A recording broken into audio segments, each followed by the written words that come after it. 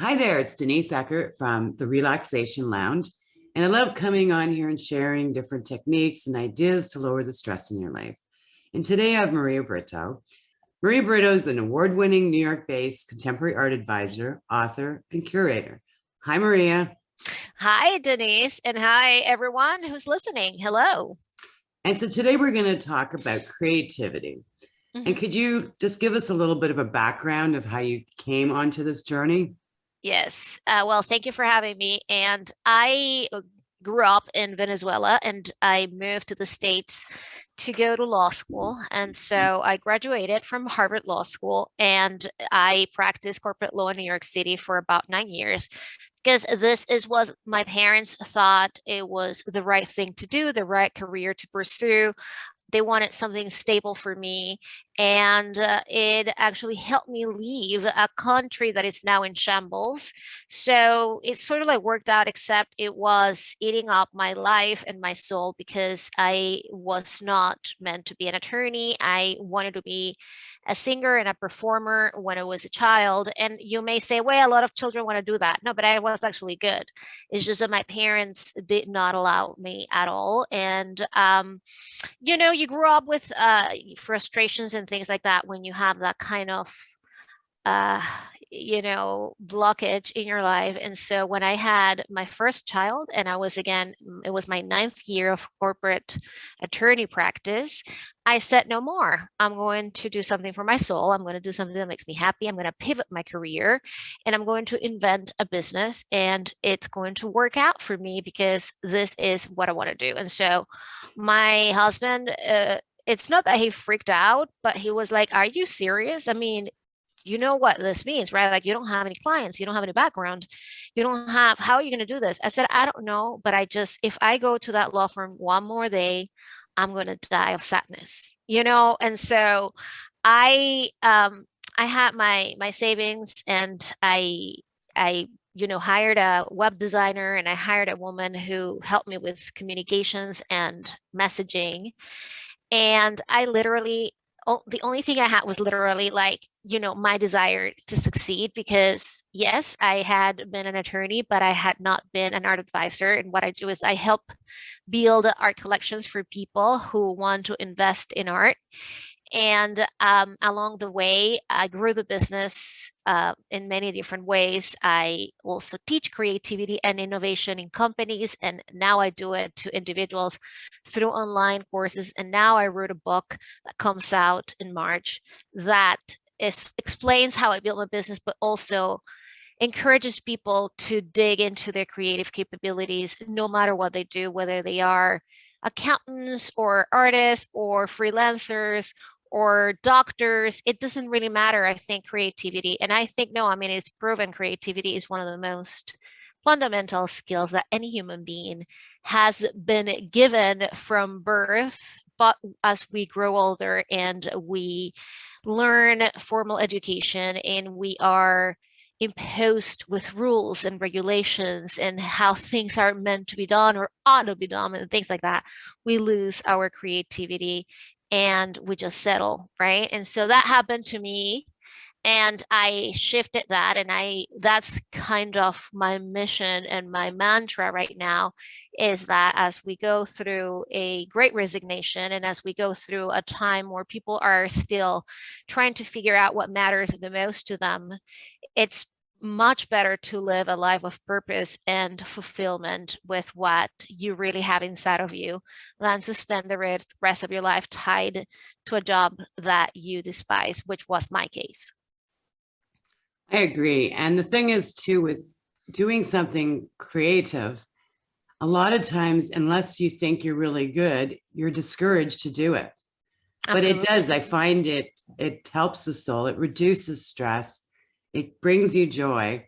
And people will stop doing it because, oh, I'm not good enough, you know? I think everybody's very good at it. It's just that what you said is the correct assumption. People actually strangle their ideas before they see the light of day without even knowing if we want to see it or hear it. And again, it's like Are you a good writer? Are you good at cooking? Are you excellent at fixing problems? Are you passionate about the business of business, right? Because so many people are so good at coming up with ideas and then they don't execute them. That's the other thing, right? You have ideas and you're paralyzed because people say, because somebody told you X, Y, Z. And the truth is, you're here to do the things that are meant to fire you up and to give that kind of excitement every day that you wake up and you said, oh my God, I'm so excited to go to work. I'm so excited. And so how many Americans can actually say that for, 100%? And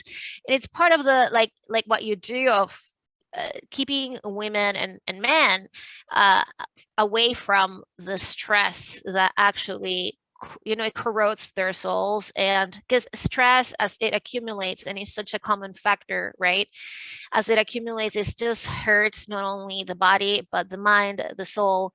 And what people are left with really, it's not worth it, the amount of suffering that goes into what stress can lead people's lives to. And I think that people who are not fulfilled with what they do in their lives, who don't think that they are applying their creative thinking to what they do, have higher levels of stress. And actually, people who are creative live longer, and that's because they activate both hemispheres of their brains, and they stay healthy for a longer period of time. Of course, I mean, if you are crazy and doing crazy things to your body and you're creative, that doesn't mean the same, right? I mean, it's like you're drinking every night and partying. No, of course not. But what I meant to say is that creative people who know how to take care of their bodies too live longer and happier and more fulfilled lives. And who doesn't want that, right? Who wouldn't want to have a much more fun and interesting life in that longer one? Now, for anybody listening here, and it is sometimes hard to introduce that creativity into your life because we've been sort of the round peg in the square hole with what we're supposed to do and what we're supposed to do and what is expected of us. How would you recommend that people start using their creative side?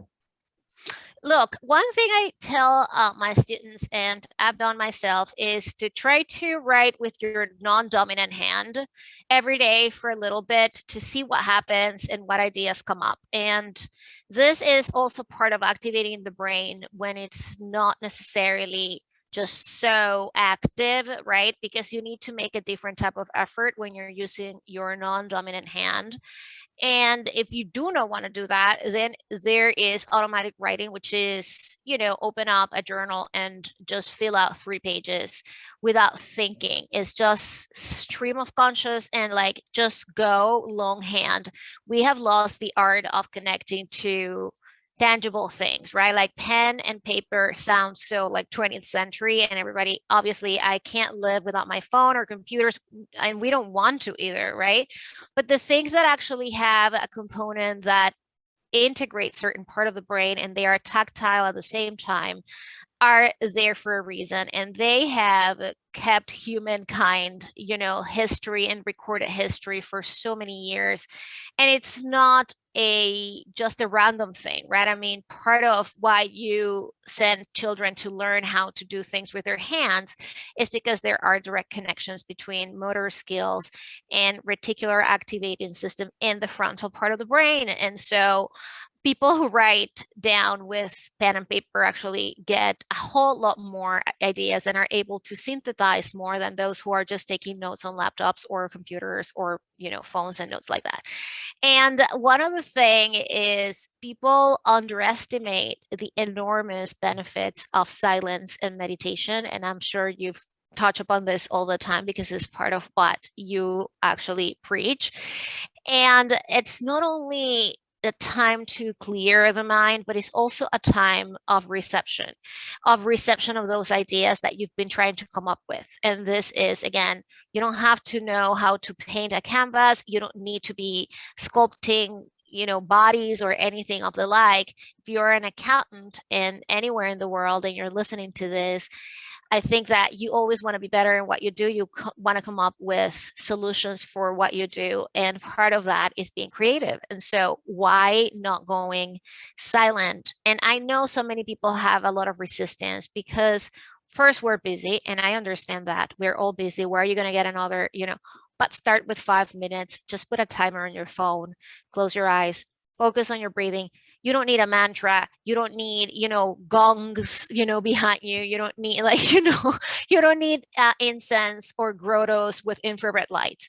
Just like it's 5 minutes a day in silence, breathe in, breathe out, no apps. I mean, those things help. Obviously, I love them. But what I'm saying is, let's just make it easier for everybody, right? And the goal is just try to stay silent, eyes closed, 5 minutes, breathe in, breathe out. And I know the mind is going to get crazy. And one of the Steve Jobs used to say, and it's written in his biography, that at the beginning, when he started practicing Zen meditation, his mind was crazy, right? Like it wouldn't let him go.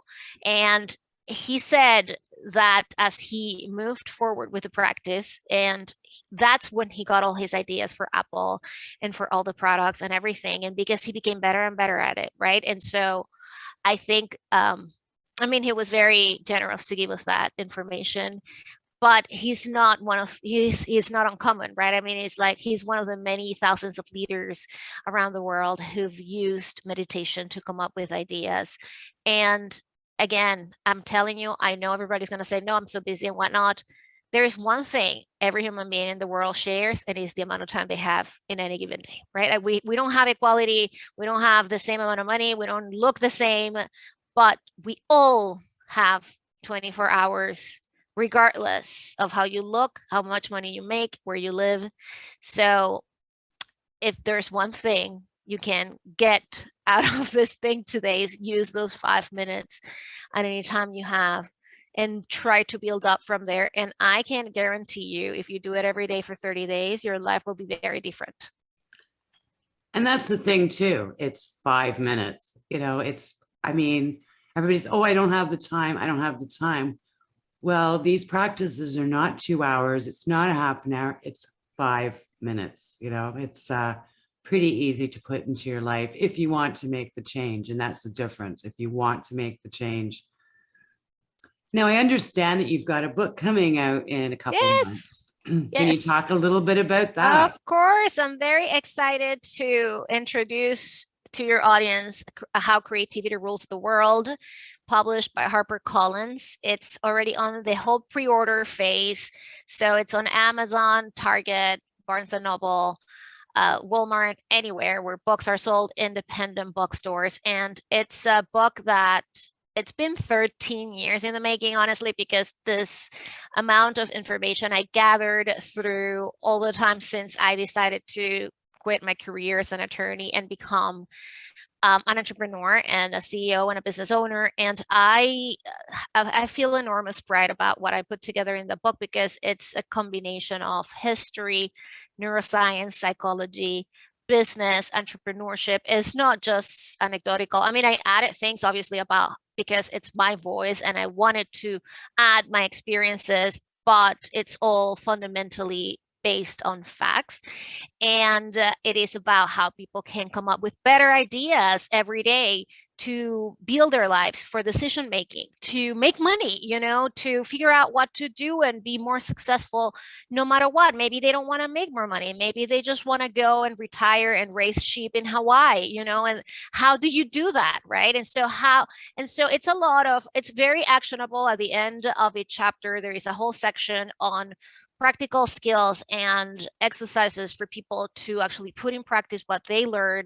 Because I have read hundreds and thousands of books on creativity, and I always felt that it was lacking an actionable part, a part that was practical and prescriptive in a way where people actually would say, oh, now I understand what she's trying to tell me, giving me all this incredible information that is very interesting, but how do I apply that to my life? And so I wanted this to be both a reference book and a book that can be with people timelessly, because everything that's written, it's like it doesn't expire, right? It's like that's the other thing I wanted the book to be timeless and forever, because I understand people are giving me the time when they're reading the book, and I want them to know that they can come back to that book time and time again in the future, to when they feel stuck, or they need to be reinvigorated, or they need a boost of energy, or they need to find an answer that they haven't considered before. And so it's very dense and rich.